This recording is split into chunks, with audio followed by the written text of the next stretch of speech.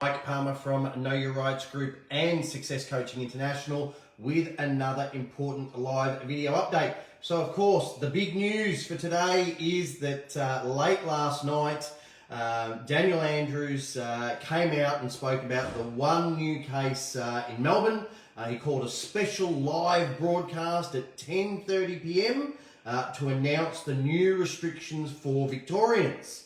Now, what seems to have caught a few people off guard is that Dan Andrews has taken a very measured approach this time in relation to this case because, of course, he has just put forth his proposal, his bill to Parliament to try and extend that state of an emergency for a further 9 months. So, of course, he's standing up there, look at me, I'm the good guy, I'm not this insane dictator that I will be the minute you approve that bill, okay? So don't buy into it, okay? The media were making a big song and dance last night about this press conference being called at 10:30 p.m. They were saying things like, oh, nothing good ever comes out of a press conference, that late. They never announce good news that late.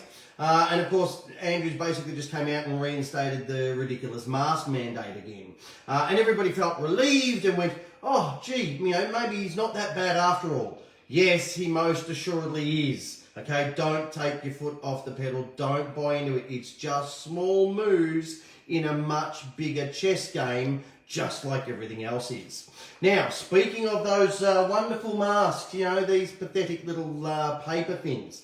Okay, the DHHS website in Victoria very clearly spells out an almost endless list of exemptions, okay, so that you don't have to wander around like one of these stupid muzzled muppets, okay? Think for yourself, all right? Now, people have emailed us, though, from WA saying, oh, it's not that easy to get an exemption in WA. It most assuredly is. I'll just read for you. This is taken straight off the wa.gov.au website under face masks frequently asked questions. And it says, are there any other exceptions for wearing a face mask? And the answer is, people who have a physical or mental illness, condition or disability which makes wearing a face mask unsuitable are also exempt from the requirement. So, you have a mental condition, it's called the ability to think for yourself and do your own research that would cause wearing a mask to be unsuitable for you. Okay, that's the clearest and most obvious, example. If you want to pick any one of the endless array of medical conditions or anything else, asthma or blood noses or whatever you like, take your pick. Okay, but it's very general and it's very easy to come up with a medical exemption against wearing a mask. And remember, unless someone is a qualified medical practitioner, okay, they have no right to ask you for proof or evidence of your medical condition. You do not have to provide it. Okay, so please keep that in mind. All right, now I know that given what's happened in WA, just recently, and of course what's happened just overnight in Melbourne, a lot of people are again coming to us new that haven't seen these videos before. So again, I urge you all, please go back through our radio show podcast, go back to some of our earlier live video updates where we made it crystal clear. Okay, Victoria is the test case for the rest of the country.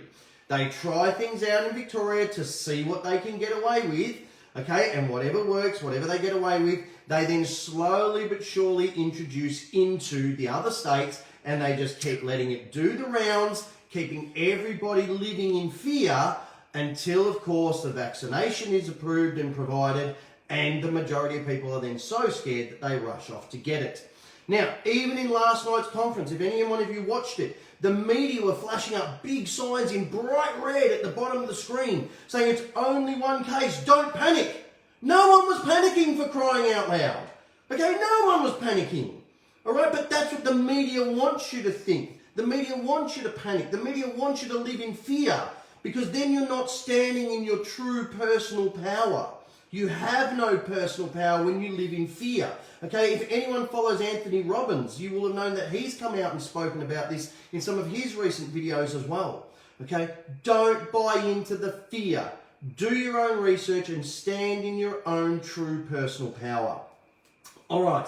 Now, the other point I want to make is I believe that especially over the last 6 months with all of the radio shows we've done, all of the video updates that we've done, plus all of the testimonials that we've shared with people over the last 6 years or so, that we've well and truly proven that we do know what we're talking about. As we said, things started in Melbourne, then they went over to New South Wales, then they jumped over to South Australia where they had their lockdown, then it went up to Queensland where they had lockdown, and then finally, of course, more recently, it's now gone to Perth in WA. Where remember, everyone said, no, we'll never have a lockdown in Perth because McGowan has the hard borders and that will keep everything out and there'll be no need. And we said, just watch this space, it will go around the country to every state. And of course, that is exactly what's happened. And now, of course, in the last 24 hours, it's coming back around to Victoria. And I believe there was a report about 3 new cases in New South Wales as well. So just watch the chess game, watch the pieces being moved around and watch how it plays out. Now, some obvious questions that come to mind are, if the new quarantine system in Victoria, okay, is so robust, okay, as Daniel Andrews likes to keep telling us, and that, you know, again, as he keeps reiterating, the gentleman concerned with this latest one new case was a model employee of the hotel quarantine system, then how the hell did the virus get out of the hotel? Okay, no one seems to have explained that yet. Okay, and how is it that this new super strain, okay, that's so wildly infectious, as they keep trying to tell us, okay, has not actually affected anybody else in Perth? And to date, that we're aware of, nobody else in Melbourne. Okay, remember, these people had it, they got tested, the tests don't come back straight away, so they were out there for 24, 48 hours, who knows, with this super strain, but nobody else has got it. Okay, there are clearly questions here that need answering. So on that point, I really want to get this key message out to every Australian, and I genuinely need your help to do this. It's a very simple message, and I ask you please to pass it on in whatever format you can, whether it's via this video, whether it's via email, whether it's via any other method you choose. But these are the key points. 99% of people will never get COVID. 99% of people who do supposedly get COVID fully recover. Okay? So why is there this push to vaccinate the majority of the population? Remember, we've had a flu vaccine for decades, but people still die of the flu every single year. Okay, we don't push to vaccinate the whole population against the flu each year, so why do it now? And not only that, but by the government's and their little minions' own admissions, okay, there have been multiple mutations and strains. You've got this highly infectious UK strain, now you've got the new South African strain. Daniel Andrews even talked about some other strains that I've never even heard of last night, okay? But they also admit that the one vaccine can't be used against all the mutations and strains. So why are people even considering getting a vaccine if they know it can't possibly work by their own admissions because of these new mutations and strains? Okay, now not only that, but as we explained on Tuesday night's radio show, the government is now removing the labelling from the vaccines themselves. Removing the labelling. I mean, what on earth have they possibly got to hide? Okay? But worse, as we've said before, and as most people know, they've granted complete immunity against prosecution for any adverse effects, including death, okay, against the vaccine companies. Now, this one point is absolutely insane. If your doctor misdiagnoses you, you can sue them. Okay, if the police mistreat you, you can sue them. For crying out loud, under certain conditions, under certain situations, you can even sue or make a claim against the indemnity insurance of even a magistrate or judge. Okay, but you can't sue a vaccine company? What the hell? They are the only group on the planet that can't be sued if they don't perform their job. Why? Is anybody asking why? Where is the accountability? And why would anyone even consider getting a vaccine, okay, that has a higher chance of giving you an adverse reaction than you have of getting an adverse reaction to COVID itself, the thing it's supposed to be vaccinating you against. Things just don't add up. You need to think. You need to turn off the idiot box and start thinking and researching for yourself. Okay? We need to get this message out to the masses. We need to start contradicting and questioning the mainstream media narrative. Okay? We need to have these conversations with friends, with family, with loved ones, with co-workers, even with people on the street. Start having these discussions. They are already setting down a time frame, okay, within the next month for rolling out the vaccine here in Australia.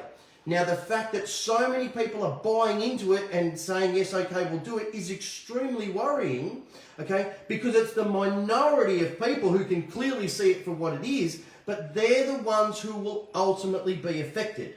Now, as we've discussed, they can't make it mandatory, but they absolutely can and will make your life extremely difficult, okay, and they will severely restrict you if you don't get this vaccine. Now, it's as simple as this. It's very, very basic. If enough people get jabbed, they will then roll out the vaccine passports and restrict movement. Okay, that'll include your ability to fly, your ability to cross borders, your ability to stay in hotels, all those kinds of things, okay, if you don't have that vaccine passport. Now, further to that, they will no doubt, mark my words, ultimately stop you from doing things like renewing your license, operating a bank account if you don't have a vaccine passport. The list is basically endless. Now, here's the key. They simply will not be able to do that if the majority of people don't get vaccinated. Because then those large corporations, the hotels, the banks, the airlines, if no one's getting vaccinated and no one's got the vaccine passport, they will go out of business and they'll never let that happen. That is the way we stop that. Okay, so please, 2 key points that I want to leave you with tonight. The first and most important is stop being obedient. Okay, stop blindly following directives that A, are unlawful, and B, make no logical sense whatsoever. Okay, if masks, okay, if these things really work like they say they do, everyone in every state would have to wear them all the time. They don't. Okay, here in Victoria, we've had no community transmissions for 28 days until this new case last night, but masks have not been mandatory except in shopping centres. So there's further proof that the reduction in cases has got nothing to do with masks, okay? In fact, all right, long-term wearing of masks is actually dangerous for any more than 15 to 20 minutes. These are surgical masks. They're designed to be used in a surgical environment, not out in the street, okay? I urge you, if you haven't yet looked at it, go to our vaccinations page and read the numerous articles that spell out the issues with masks and direct others to them. Okay, next point. Okay, if you get stopped by the police, always give your name and address. By all means, do it under duress if you want to, but never fail or refuse to give your name and address. Far too many people are still messing this up and getting themselves into a lot of trouble. Do it even if you feel you don't have to. Okay, if they want to issue you with a fine, great.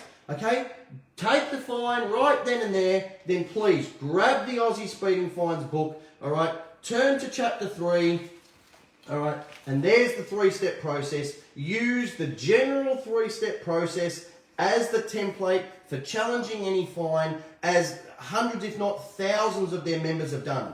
Okay, I've got an email through. One gentleman actually has used that information, the 3-step process from this book, okay, to get out of $20,000 worth of COVID-related fines.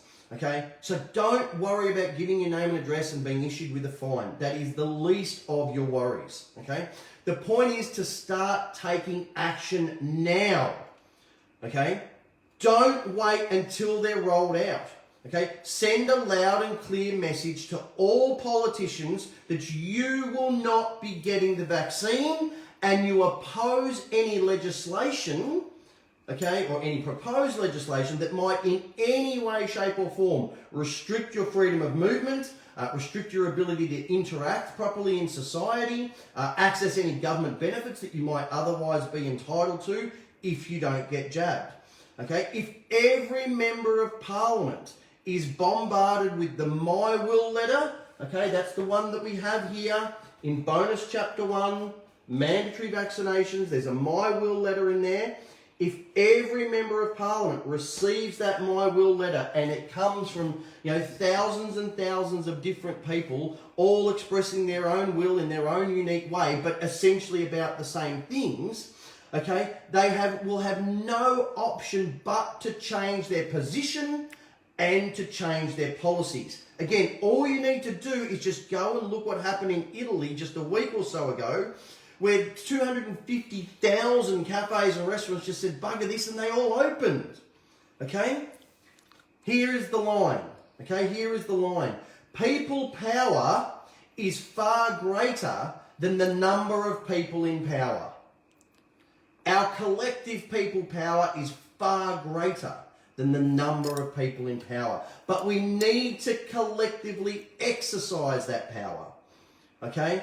And again, the best way to do that is through that My Will letter in the bonus chapter 1 of our book. All right, so hopefully, once again, this has given you some real world information and strategies that can genuinely help you to learn about and stand up for your rights. Of course, as always, this is just the tip of the iceberg, so we urge you to please make use of all of the different resources that we have available. These live video updates, all our past videos on our MeWe channel and our YouTube channel, all of our radio show podcasts, okay, all the different books, the CDs, okay, use all of it, okay, to get informed, get fired up, and get proactive. So again, these are the books, the Know Your Rights book, the Aussie Speeding Fines book, and if you want to learn the truth about the bank fraud, if you're suffering under debt, hardship, and you want to learn how to challenge and discharge any unsecured loans, credit cards, personal loans, things like that, you can buy these books separately. You can buy them in the combo pack. Don't forget, you do get our great looking little Know Your Rights tote bag as well. If you get those combo packs, there's links in the description to find those. But we really need to start taking action now. Time is most assuredly of the essence. So I hope you all have a fantastic weekend. I look forward to speaking to you all live on air again on Sunday night. And let's see if Mr. McGowan actually lifts the restrictions in WA by then or not. Take care.